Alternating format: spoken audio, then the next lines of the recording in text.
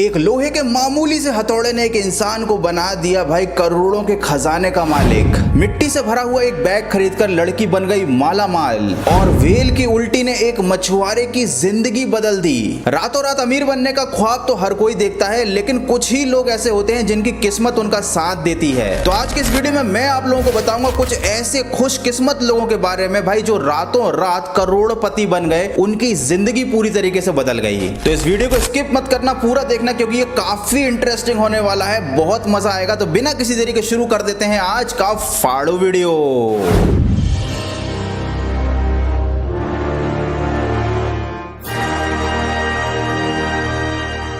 Australia का एक gold minor जो कि रातों रात करोड़पति बन गया। इस बंदे के पास एक मेटल डिटेक्टर था जिससे ये समुद्र के किनारे जाकर रेत में दबी हुई चीजों को और मेटल की चीजों को खोजता था और जो कीमती चीजें मिल जाती थी उन्हें बेचकर अपना गुजारा करता था। ऐसे ही एक दिन वो अपना मेटल डिटेक्टर लेकर समुद्र के किनारे निकल गया और जहां पर उसको मिला 5 किलो का सोने का एक टुकड़ा। जब मेटल डिटेक्टर ने बीप करना स्टार्ट किया तो उसे लगा कि शायद जमीन के नीचे कोई ऑर्डिनरी लोहे की या कोई मेटल की चीज दबी होगी। उसने जब ऊपर से मिट्टी को हटाया तो उससे कुछ येलो कलर का शाइनी सा मेटल दिखा। वो समझ गया कि ये सोना है, लेकिन जब उस सोने के टुकड़े को पूरा निकाला गया तो उस बंदे को अपनी आंखों पर यकीन नहीं हुआ, क्योंकि सोने के टुकड़े का कुल वजन था 5 किलो। उस जगह पर बहुत सारे लोग पहले भी सोने की खोज करने के लिए आए थे, लेकिन ये बंदा सबसे ज्यादा खुशकिस्मत था और इसी सोने के टुकड़े को बेचकर ये बंदा रातों रात करोड़पति बन गया।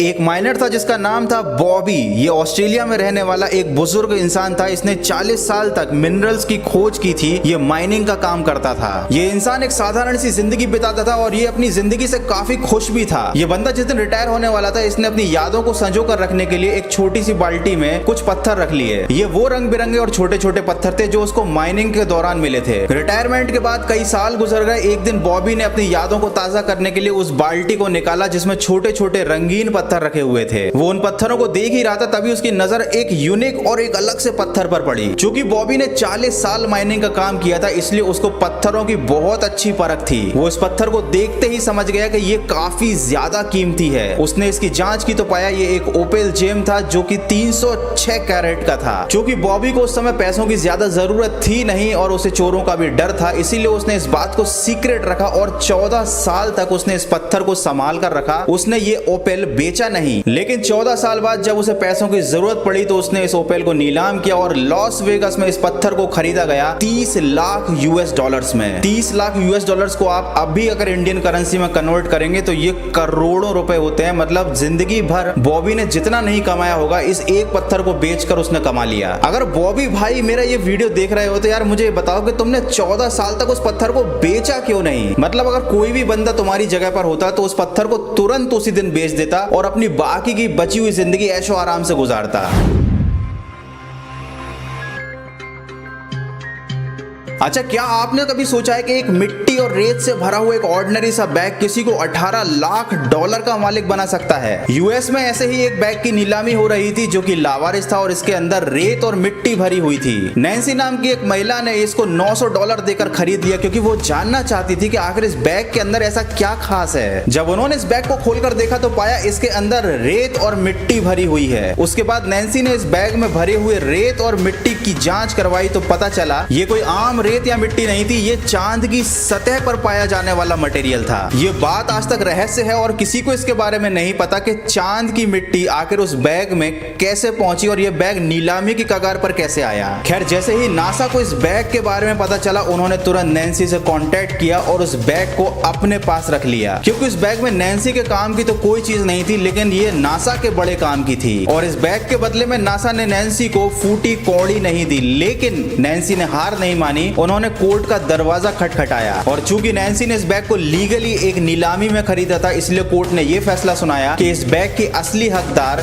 नैन्सी है। और उसके बाद नैन्सी ने इस बैग को नीलाम किया 18 लाख डॉलर में। अभी 18 लाख डॉलर की कीमत क्या है वो तो आप चेक कर लेना, लेकिन उस समय 18 लाख डॉलर की कीमत थी 28 करोड़ रुपए। तो मतलब इस रेत से भरे बैग ने नैन्सी को करोड़पति बना दिया।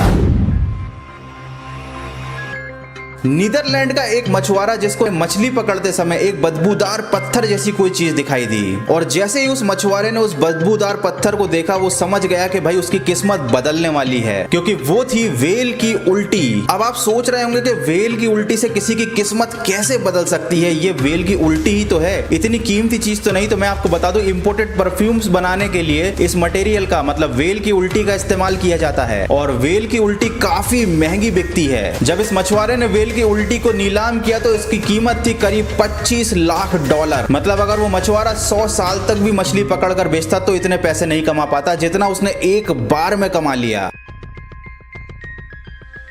अब मैं आपको जो केस बताऊंगा उसमें एक ट्विस्ट है जो आपका दिमाग खराब कर देगा। अमेरिका का एक बंदा था जिसका नाम था ब्रायन, और उसने 1850 में बना हुआ एक पुराना सा घर खरीदा। ये घर काफी समय से बंद पड़ा था, और जब ब्रायन ने इसको खरीदा तो भाई इसकी सफाई का काम शुरू किया। सफाई के दौरान ब्रायन को मकान के बेसमेंट में 13 विस्की की बोतलें मिली। ये विस्की की बोतलें सन 1917 की थी, और हर एक बोतल की कीमत थी करीब $2 लाख। मतलब करीब $26 लाख की प्रॉपर्टी उस पुराने मकान में ब्रायन को बिना किसी मेहनत के मिल गई। लेकिन ट्विस्ट वाली बात तो यह है कि ब्रायन को इन बोतल्स की कीमत का कोई अंदाजा नहीं था, और उसने नया मकान खरीदने की खुशी में अपने दोस्तों के साथ ये 13 की 13 विस्की की बोतलें पीकर खत्म कर दी। बाद में जब ब्रायन को पता चला कि इनकी कीमत $26 लाख थी तो ब्रायन को 26 लाख वॉट का झटका लग गया। तो भैया अगर आपको भी कोई पुरानी बोतल या कोई ऐसी एंटिक चीज मिलती है तो उसको फेंकने से पहले एक बार उसके बारे में थोड़ी सी इंफॉर्मेशन जरूर पता लगा लेना। क्या पता वो चीज आपको रातों रात करोड़पति बना सकती हो और आप ब्रायन जैसी गलती कर बैठो।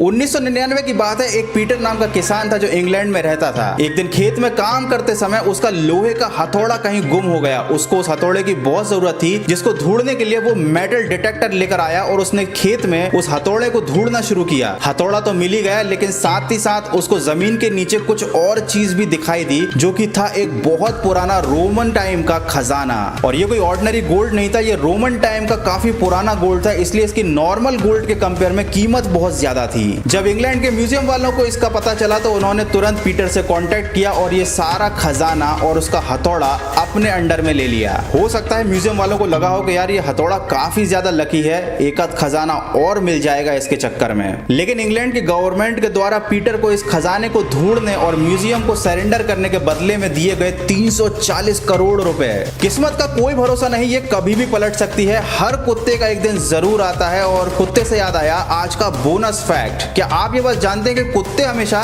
खंभों पर और गाड़ी के टायर्स पर ही सुसु क्यों करते हैं? देखो ये बात तो हम जानते हैं कि कुत्तों का एक इलाका होता है और वो अपने इलाके को सिक्योर रखने के लिए, उसकी पेरिफेरी को डिसाइड करने के लिए जगह जगह पर वहां पर सुसु करते रहते हैं, ताकि दूसरे कुत्तों को उसकी सुसु की स्मेल से पता चले कि ये किसी और का इलाका है। और कुत्ते हमेशा उस जगह पर यूरिन करना ज्यादा पसंद करते हैं जो कि एक पर्टिकुलर जगह पर स्टिल रहे हमेशा के लिए। और लोहे के खंभे, बिजली के खंभों से बेहतर कोई चीज नहीं हो सकती, क्योंकि एक बार जो खंभा लगा रहता है वो 100-150 साल तक वहीं पर लगा रहता है। इसीलिए कुत्ते हमेशा खंभों पर यूरिन जरूर करते हैं। लेकिन अब बात आती है कि टायर, गाड़ी के टायर ही क्यों?